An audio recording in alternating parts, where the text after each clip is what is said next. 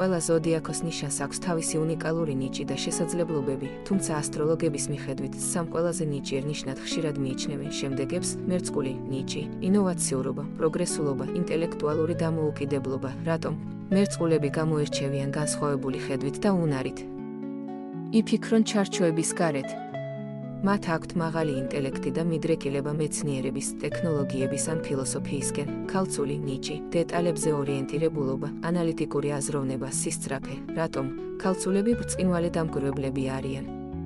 ისინი ყურადღებით ეკიდებიან ყველაფერს, რაც მათ გარშემოა და ყოველთვის ცდილობენ სრულყოფას.